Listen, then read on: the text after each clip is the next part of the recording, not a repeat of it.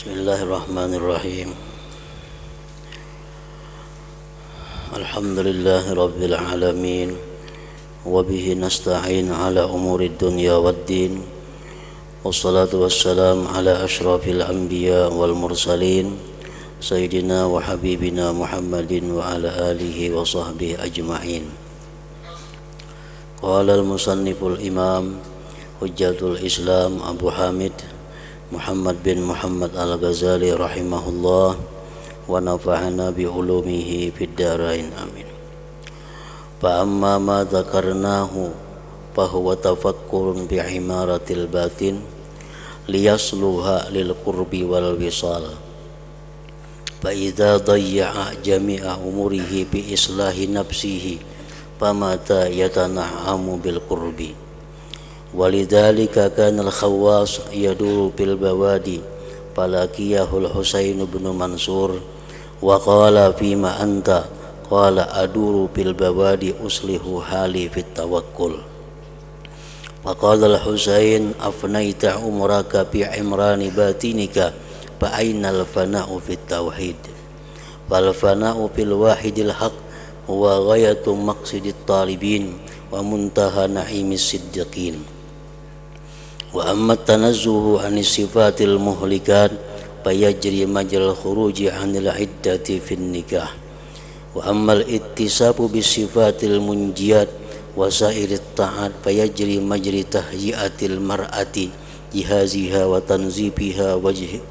tanzibiha wajhaha wa mashtiha sya'raha litasluha bidzalika liliqa'i zawjiha.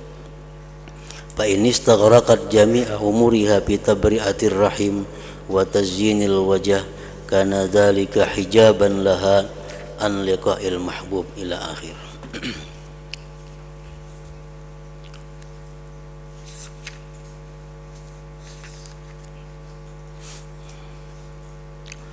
Makna daripada kalamul Imam Hujjatul Islam Al-Ghazali rahimahullah. Maka adapun apa yang telah kami sebutkan, maka itu adalah tafakkur tentang pembangunan batin agar ia patut untuk berdekatan dan menyambung hubungan dengan Allah Subhanahu wa ta'ala. Apa yang telah dijelaskan oleh pengarang tentang tafakkur supaya bisa bertobat, bertafakkur agar dapat khauf takut kepada Allah, bertafakkur agar bisa ikhlas dalam beramal, bertafakkur agar bisa mahabbah cinta kepada Allah.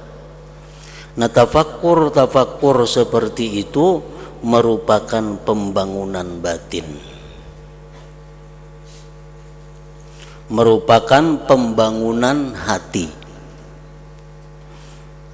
agar ia hati itu patut layak untuk berdekatan dan menyambung hubungan dengan Allah Subhanahu wa ta'ala.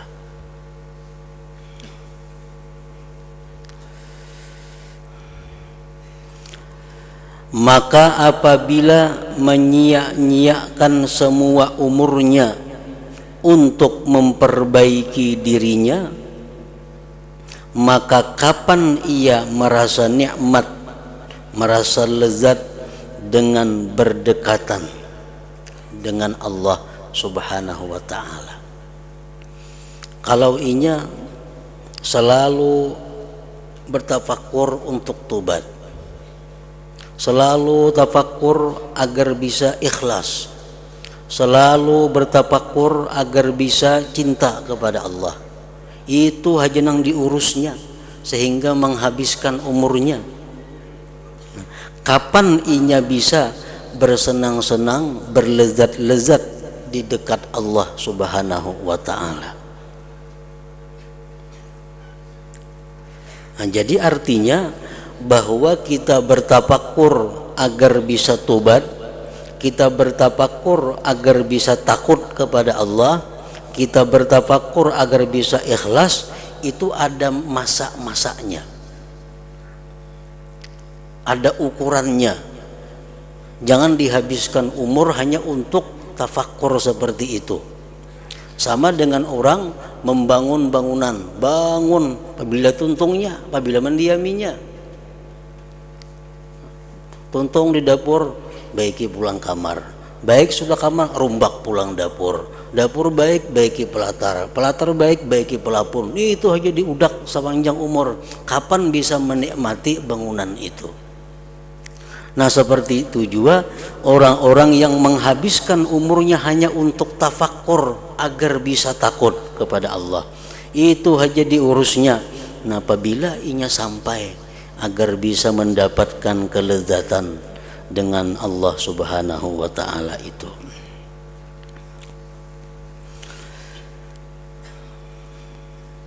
Jadi mesti ada target, ada waktu nang diusahakan dengan amaliyah hati seperti tafakur tadi. Maka apabila menyia-nyiakan semua umurnya untuk memperbaiki dirinya, maka kapan ia merasa nikmat dengan berdekatan kepada Allah Subhanahu wa taala? Karena itulah Ibrahim Al-Khawas berkeliling di desa-desa. Lalu ia dijumpai oleh Al-Husain bin Mansur dan berkata, si Husain ini, sedang apa kamu keliling-keliling di desa-desa itu? Ibrahim Al-Khawas menjawab, saya berkeliling di desa-desa untuk memperbaiki keadaanku pada tawakal. Nah, jadi Husain ini si Ibrahim Al-Khawas ini selalu mengembara dari tempat ke tempat yang lain. Untuk apa? Untuk menguji sampai di mana tawakalnya kepada Allah. Begitu bertemu dengan Al-Husain bin Mansur, sedang apa engkau keliling-keliling ini? Ujar Sidin, untuk memperbaiki tawakal. Karena membaganan di kota aja, kada tahu tawakal seorang bujur atau kada, sampai atau kada. Lalu Al-Husain berkata, kamu habiskan umurmu dalam membangun batinmu. Ikam habiskan umur untuk mengurus batin, untuk mengurus hati. Maka di manakah menghabiskan umurmu pada fana dalam tauhid? Ada tertinggal tuh. Maka di manakah menghabiskan umur pada fana dalam tauhid? Artinya kalau ikam macam ini hanya keliling-keliling untuk menguji tawakal ikam, apabila ikam dapat rasanya kayak orang yang fana dalam tauhid. Padahal fana dalam tauhid itu merupakan sesuatu tujuan puncak dari seseorang yang ingin mengenal Allah Subhanahu wa taala. Maka fana pada yang maha esa lagi maha benar adalah puncak tujuan orang-orang yang menuntut dan akhir kenikmatan orang-orang yang siddiq.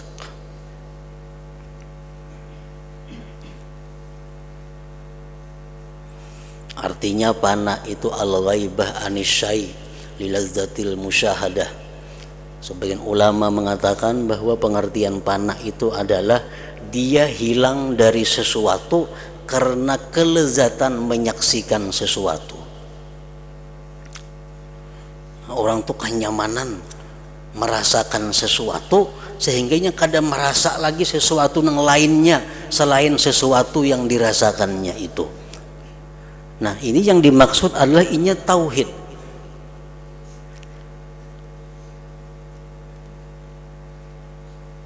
Inya memandang, inya musyahadah tentang umpamanya perbuatan Allah Subhanahu wa taala.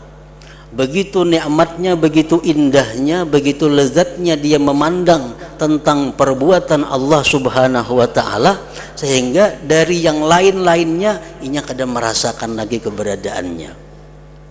Yang dia saksikan, yang dia lihat hanya adalah perbuatan dari Allah Subhanahu wa taala.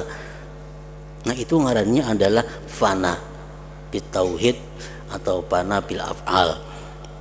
Nah, seperti itulah tujuan akhir daripada perjalanan seseorang yang ingin ma'rifat kepada Allah Subhanahu wa taala.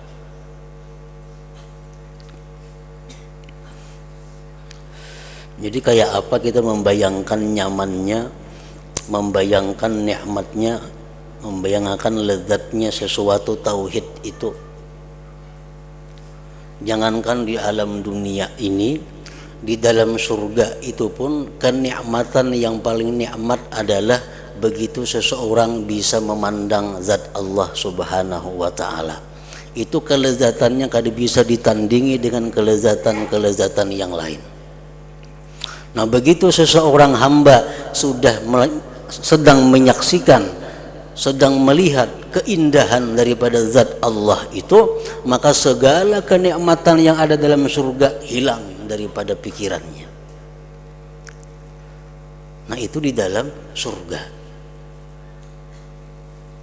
Dalam surga orang bisa melihat Allah dengan mata kepala. Nah, sedangkan di dalam dunia orang bisa menyaksikan Allah dengan mata hatinya. Nah, begitu lezatnya seseorang dengan mata hatinya itu menyaksikan tentang keesaan Allah, tentang perbuatan Allah, tentang sifat-sifat Allah. Begitu asiknya, lezatnya dia menyaksikan itu, sehingga hilanglah segala apa yang ada di sekitarnya. Bahkan dia hilang daripada merasa keberadaan dirinya sendiri. Nah, itu yang disebut dengan fana. Fana itulah yang dicari oleh hamba yang ingin mengenal Allah. Dan fana ini kadakawa diusahai oleh kita. Karena fana itu semata-mata wahbatun minallah, pemberian daripada Allah. Kita makan wadai umpamanya, kayak apa nyamannya wadai itu, kayak apa lezatnya wadai itu. Amun kita dikiau orang masih mahirani, berarti kada seberapa nyaman lagi. Masih sadar ngarannya kita. Rahatan makan saling nyamanan dimakan. Dikatuk orang lawan mendengar aja lawan katukan tuh masih ada orang yang mengatuk, berarti masih belum panak ngarannya kita dalam menikmati kelezatan yang dimakan itu. Nah, orang-orang yang sudah diberi Allah bagaimana lezatnya, bagaimana nikmatnya fana dalam tauhid itu, dia kadang merasakan lagi, kadang menghiraukan lagi, kadang mendengarkan lagi selain Allah Subhanahu wa taala. Nah, jadi fana itu didapat oleh seseorang hamba yang sudah melalui tahapan-tahapan perjalanannya menuju Allah Subhanahu wa taala.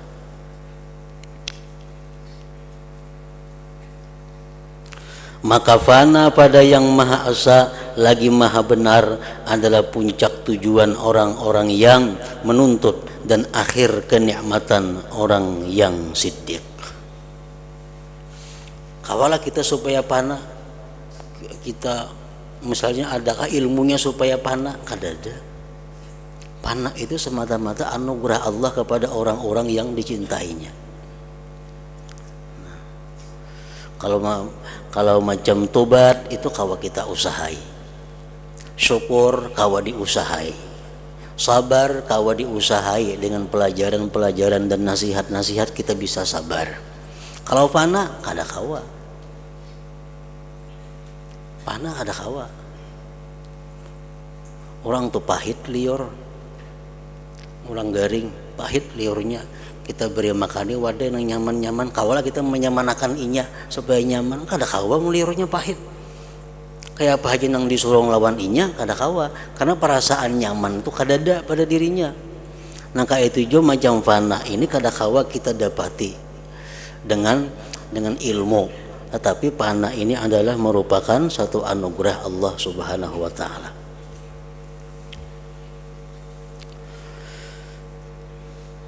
Al-Habib Abdullah Al-Idrus Al-Akbar menyatakan tentang apa-apa yang diberikan Allah melalui usaha yang kita lakukan, maka Allah berikan sesuatu sebagai pembuktian bahwa apa yang kita lakukan itu diterima oleh Allah. Contohnya tobat. Nah, kita sudah merasa bertobat kepada Allah. Cuma tobat kita itu apa sudah diterima Allah atau kada? Dosa kita sudah diampuni Allah atau kada? Kita sudah merasa bertobat. Nah, kita kada tahu nih tuh tobat diterima atau kadanya.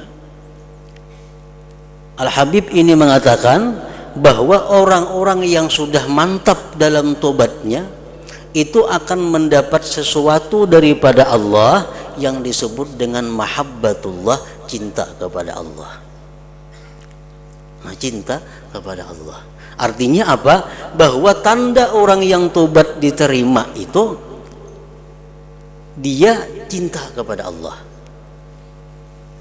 Tandanya orang cinta apa?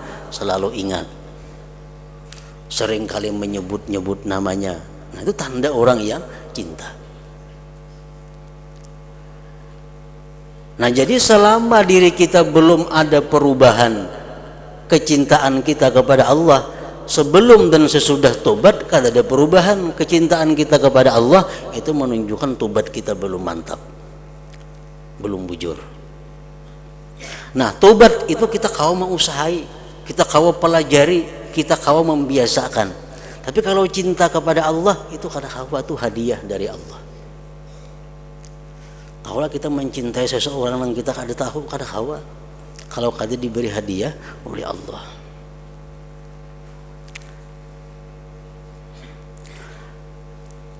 Nah, kemudian ujar beliau mengatakan bahwa termasuk dalam perjalanan seseorang manusia menuju Allah adalah dia wara. Wara ini ada ilmunya. Kayak apa supaya bisa wara? Ada ilmunya dan ada latihannya. Kau diusahai. Nah, apakah sekarang kita ini bujur wara atau kada? Kalau kita bujur-bujur wara, Allah pasti memberi sesuatu yang merupakan bukti kebenaran waraknya kita. Apa buktinya itu? Syauqun ilallah, rindu kepada Allah. Nah, orang yang wara itu kapingin hendak berjumpa dengan Allah. Kada katuju lagi lawan hidup dalam dunia ini, hendak lakas bertemu dengan Allah. Jadi amun orang wara minta panjang umur, ada bujur lagi waranya. Karena bertemu Allah hanya di alam, bukan di alam dunia ini.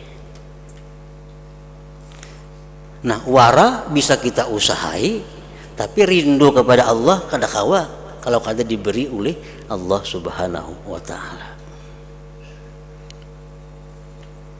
Yang ketiga contohnya zuhud. Zuhud itu mengutamakan akhirat daripada dunia.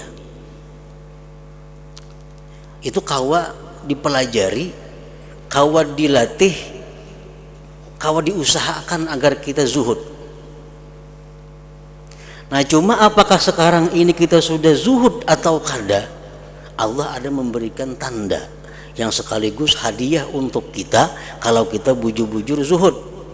Apa hadiah yang diberikan Allah? Khusyuk. Khusyuk. Nah, khusyuk itu anugerah Allah.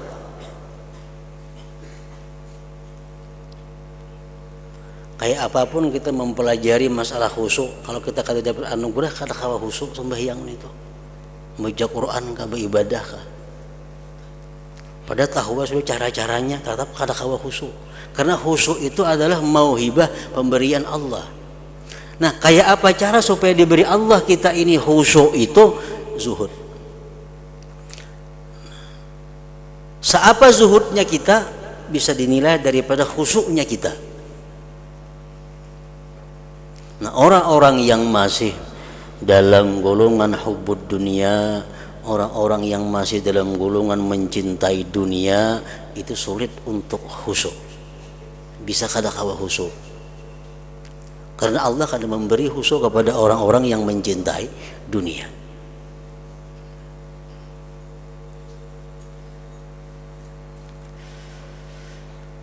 Nah, contoh lain lagi, tawakal kepada Allah. Nah, tawakal ini ada pelajarannya. Tawakal ini ada ilmunya. Tawakal ini bisa dilatih. Nah, pelajari ilmu tawakal, kita latih diri kita untuk bertawakal kepada Allah. Nah, kalau tawakal kita itu sudah bujur, tawakal kita sudah mantap, hanya Allah memberikan sesuatu kepada kita yang disebut al-fana, fana tadi.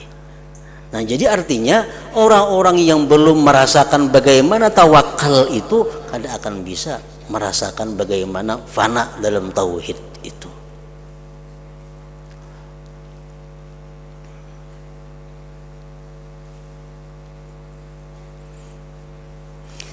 Nah, di sini Imam Ghazali mengatakan bahwa janganlah kita menghabiskan umur kita dengan mengusahakan supaya takut kepada Allah, mengusahakan supaya kita ikhlas, mengusahakan supaya kita bisa tawakal, mengusahakan jangan dihabiskan umur untuk itu.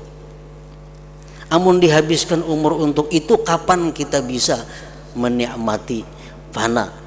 Bagaimana kita bisa menikmati lezatnya orang dekat dengan Allah Subhanahu wa ta'ala?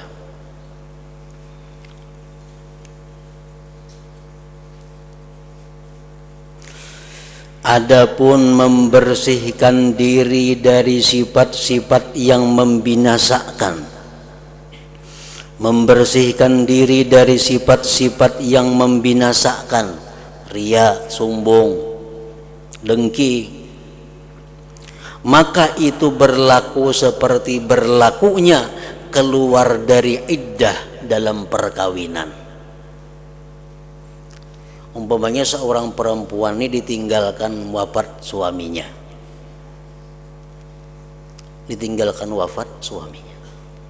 Nah, kawala perempuannya kawin pulang, kada kawa kalau kada beiddah dulu. Apa gunanya iddah itu? Tabri'atur rahim, membersihkan rahimnya. Nah, jadi kita berusaha membersihkan diri dari sifat-sifat yang tercela itu sama dengan perempuan dalam iddah untuk membersihkan rahimnya. Iddah itu ada kalau masanya. Ada yang 3 bulan, ada yang 3 kali suci, ada 4 bulan 10 hari, ada masanya. Adapun bersifat dengan sifat-sifat yang menyelamatkan, perbuatan-perbuatan taat lainnya, maka itu berlaku seperti berlakunya persiapan seseorang perempuan akan perlengkapannya, pembersihannya akan wajahnya, dan penyisirannya akan rambutnya, agar ia pantas dengan demikian itu berjumpa dengan suaminya. Nah, perempuan yang sudah dilamar nih, perempuan yang sudah dilamar tapi masih dalam iddah wafat umpamanya, inya masih membersihkan rahim. Nah, tuntung membersihkan rahim hanya inya dihiasi, nah, dibajui dengan baju nang baik, dikakamban nang baik, dipupuri pupur nang baik, diselindangi selindang nang baik. Untuk apa? Untuk pacang betatai lawan suaminya. Nah, itu perumpamaan orang-orang yang sedang menghias dirinya dengan ikhlas, menghias dirinya dengan ridha, dengan tawakal, dengan syukur, dengan sabar. Itu adalah perhiasan-perhiasan yang dipersiapkannya untuk berdekatan dengan Allah Subhanahu wa ta'ala.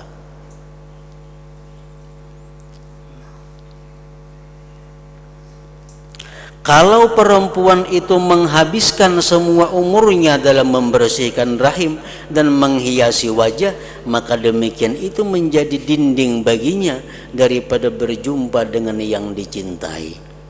Nah, amun berhias kada bakal tuntungan apabila betatainya.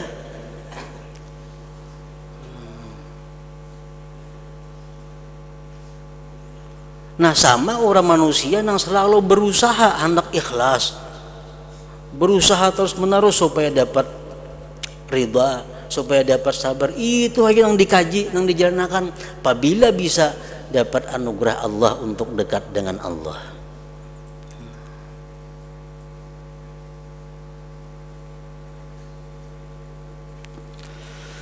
Maka begitulah semestinya kamu memahami jalan agama.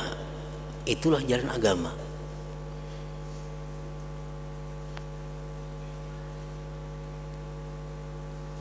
Kalau kamu termasuk orang-orang ahlul mujalasah, orang-orang yang hendak semajelis dengan Allah. Yang macam-macam golongan manusia ini. Misalnya seorang raja ini inya menggaji rakyatnya umpamanya 1 juta per bulan, 1 juta per bulan, asalkan rakyatnya mau bekerja ke ini. Nah, rakyat yang digaji ini kada rata pemikiran pemahamannya. Ada yang sudah merasa puas, merasa cukup dengan bekerja demikian dapat gaji 1 juta. Sudahnya merasa puas. Ini kada perlu tahu siapa rajanya, kada perlu tahu kayak apa orangnya, kada perlu tahu kayak apa pribadinya, kada perlu tahu. Namun tiap bulan 1 juta dapat bisukan begawi kemarin bulik. Ada manusia yang seperti itu. Kayak apa kehebatan rajanya, ini kada mikirkan itu. Tanggal 1 juta, iya sudah. Sebulan 1 juta. Nah, ada manusia yang berpikir hendak tahu lawan rajanya itu kayak apa.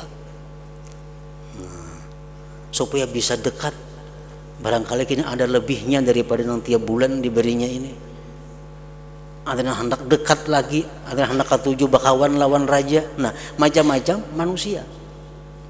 Nah, kayak itu juga manusia dengan Allah Subhanahu wa taala, ada yang punya prinsip yang penting mati jangan ke neraka, biar kada ke surga kada apa-apa.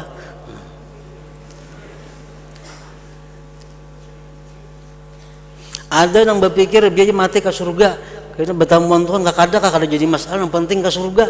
Memang bidadari banyak kada jadi masalah. Nah, ada yang pikirannya kayak itu.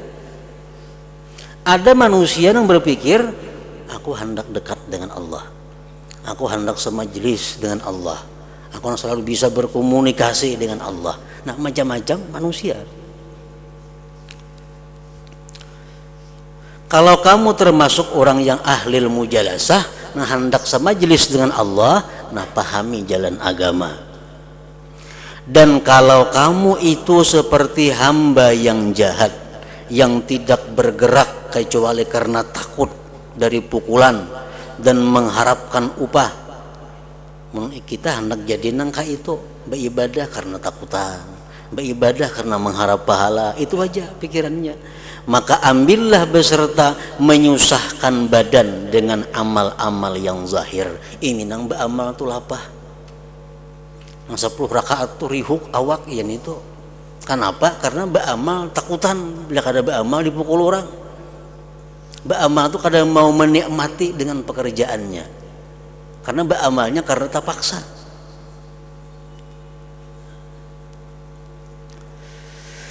Sesungguhnya di antara kamu dan hati ada dinding yang tebal. Nah, orang ini hatinya terkunci. Bersedekah takutan, kada bersedekah kalau ku bahaya lainnya. Nah, bersedekah. Bersedekah ada yang mengharapkan pahala dari Allah. Nah, orang yang macam ini sakit, kada ada nikmatnya beramal itu. Maka apabila kamu menunaikan amal perbuatan dengan sebenarnya, ini beramal karena takutan lawan siksa Allah, beramalannya bujur-bujur, beramal, bujur-bujur beramalnya, maka kamu termasuk penghuni surga. Masuk surga juga matinya.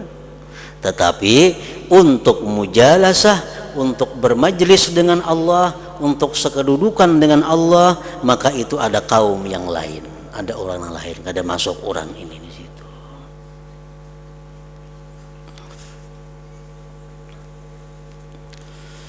Maka apabila kamu telah mengetahui jalan pikir tentang ilmu-ilmu muamalah yang diantara hamba dan Tuhannya,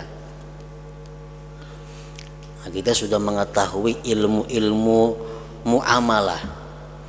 Ilmu muamalah dengan Tuhan itu artinya ilmu tentang tobat macam apa, ilmu tentang wara kayak apa, ilmu tentang zuhud macam apa, ilmu tentang syukur macam apa, ilmu tentang sabar macam apa, ilmu tentang khauf, raja, tawakal macam apa. Nah sudah tahu nih tuh, maka semestinya kamu menjadikan demikian adat kebiasaanmu pagi dan sore. Maka janganlah kamu lalai dari dirimu dan dari sifat-sifatmu yang menjauhkan dari Allah Ta'ala, dan keadaan-keadaanmu yang mendekatkan kepada Allah Subhanahu wa Ta'ala. Jangan lalai. Jadi kita mesti tahu apa sifat-sifat yang menjauhkan dari Allah, apa sifat-sifat yang mendekatkan kita kepada Allah. Nah itu kita periksa pagi dan sore. Bahkan setiap murid semestinya ia mempunyai catatan yang ditetapkan padanya sejumlah sifat-sifat yang membinasakan, sejumlah sifat-sifat yang menyelamatkan, dan sejumlah perbuatan maksiat dan perbuatan-perbuatan taat, dan ia memeriksa dirinya atas catatan itu setiap hari.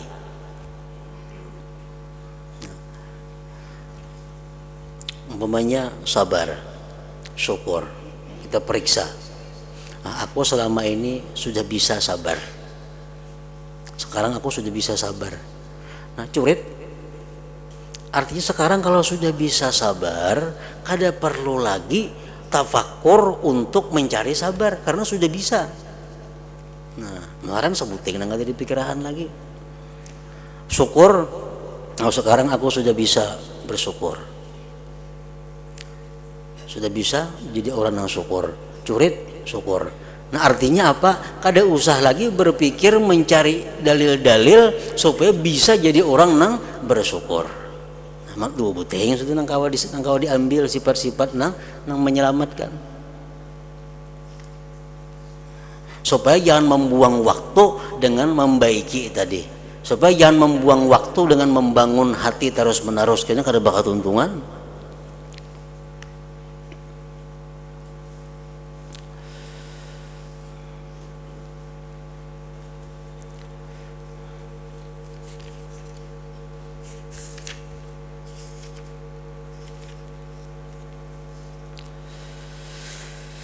Dan mencukupi baginya dari sifat-sifat yang membinasakan, memikirkan pada 10 perkara, 10 sifat.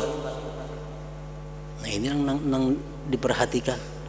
Nang pagi sore kita lihati catatan kita, 10 sifat yang membinasakan, yang mencelakakan. Sesungguhnya kalau ia selamat dari 10 sifat itu, maka ia selamat dari lainnya. Yang 10 ini induknya, induk segala sifat maksiat, induk segala sifat tercela, yaitu kikir, sombong, ujub, ria, hasad, sangat marah, rakus kepada makanan, rakus kepada bersetubuh, cinta harta, dan cinta kedudukan.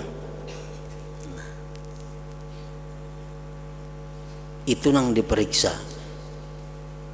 setiap pagi dan sore. Kalau kita sudah kada ada lagi punya sifat ria umpamanya, kada perlu kita memikirkan kayak apa cara supaya kita terhindar daripada riya. Kada perlu membuang-buang waktu. Kalau kita bukan tergolong orang yang kikir, kita kada tergolong orang kikir, kada perlu kita memikirkan mencari ilmu kayak apa caranya supaya sifat kikir itu hilang. Kada perlu, karena sudah selamat daripada sifat kikir itu. Nah, 10 sifat yang jahat ini kalau kita bisa mengatasinya, maka itu bisa menghilangkan seluruh sifat-sifat yang tercela. Karena setiap satu dari antara 10 sifat yang ini beranak pinak. Kikir contohnya, bakhil. Bakhil ini bisa memakan hak orang. Nya kada mau keluar ampunnya.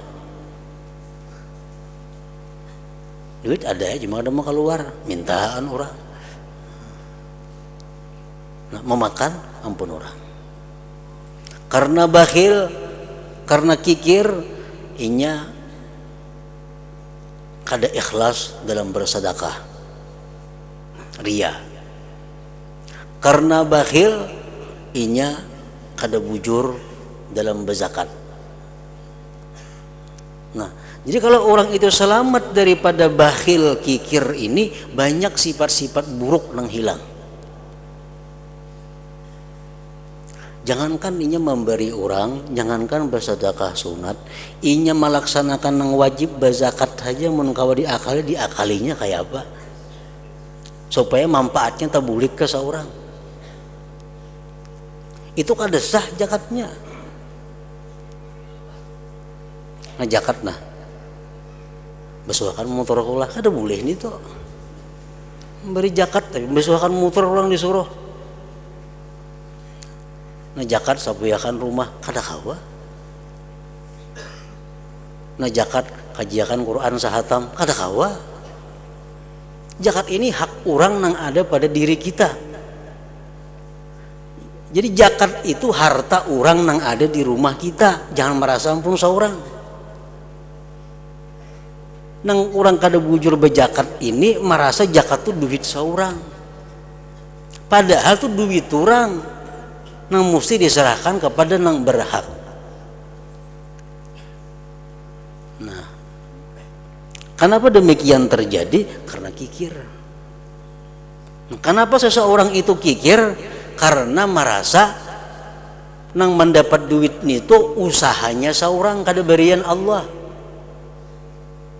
Tuhuk mencari titik paluh jar nyata oleh duit lalu kikirnya kada merasa bahwa tenaga yang diberi itu berian Allah, rezeki dari Allah, seorang ini hanya jalannya aja. Nah, karena merasa usaha ini seorang nang lapah gerak-gerik ini ampun seorang, timbul si kikir ini. Nah, selamat dari kikir banyak selamat dari nang sifat buruk lainnya. Nang bajakat mestinya bulan Muharram ditunda ke bulan Mulut, yang makanya duitnya pas Mulut jadi gunakan. Nah, daripada kikirnya orang ini nih Mulut duit zakat, nah apa mana menunda zakat ke bulan Mulut daripada kulirnya keluar duit. Padahal zakat tuh ampun orang ada yang macam itu betakon boleh lah, ada yang boleh bang macam itu. Nah,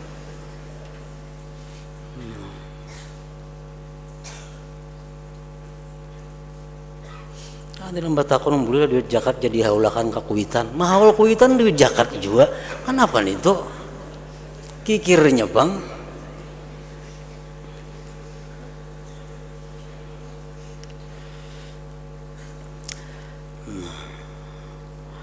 Dan daripada sifat-sifat yang menyelamatkan ada 10, yaitu penyesalan atas dosa-dosa, sabar atas bencana, ridha dengan qada, bersyukur atas segala nikmat, sikap tengah antara takut dan harap, zuhud pada dunia, ikhlas dalam amal perbuatan, bagus budi pekerti terhadap makhluk, mencintai Allah Ta'ala dan khusyuk kepadanya.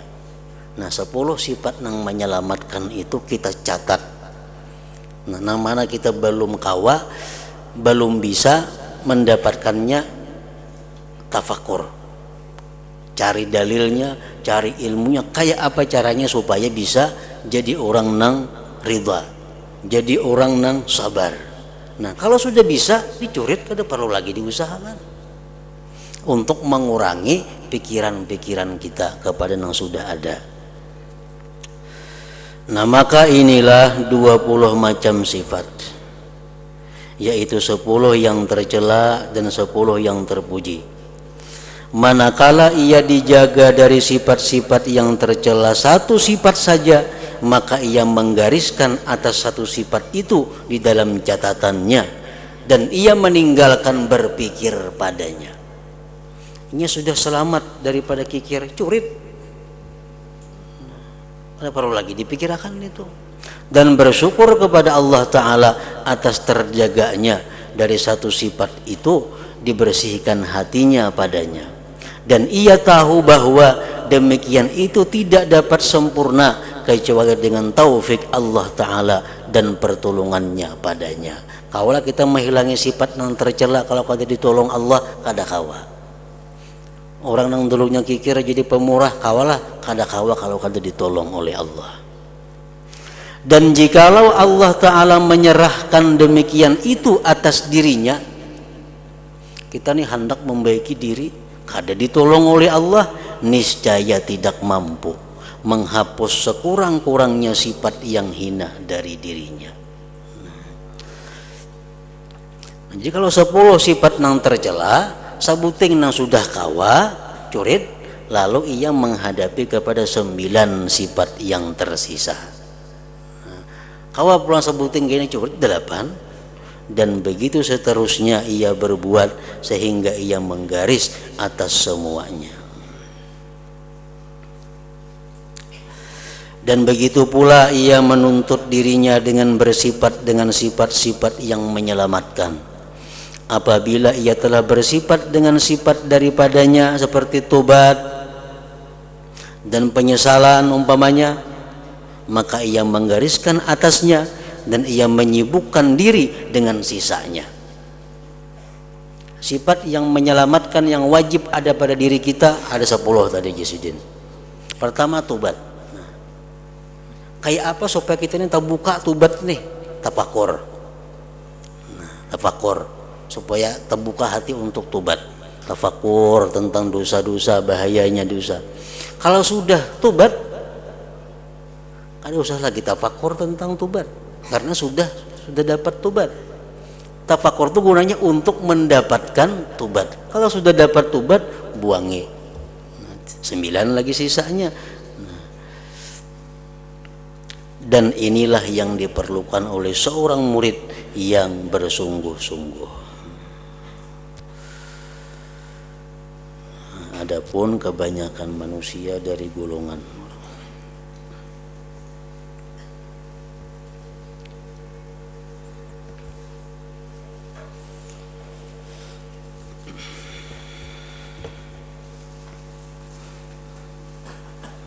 afdhalu dzikri fa'lam annahu la ilaha illallah Muhammadur Rasulullah, la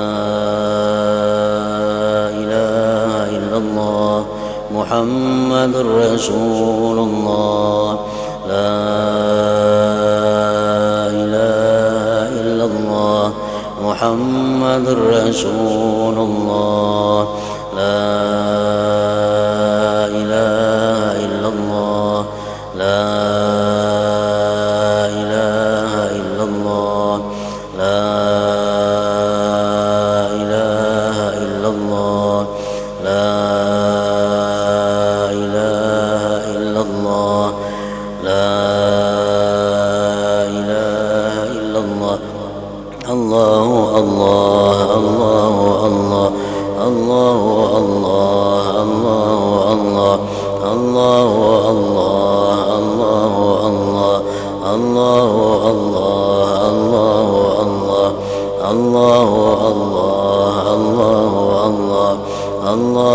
الله الله الله الله لا إله إلا الله محمد رسول الله لا إله إلا الله محمد رسول الله لا إله إلا الله محمد رسول الله لا إله إلا الله الفاتحة.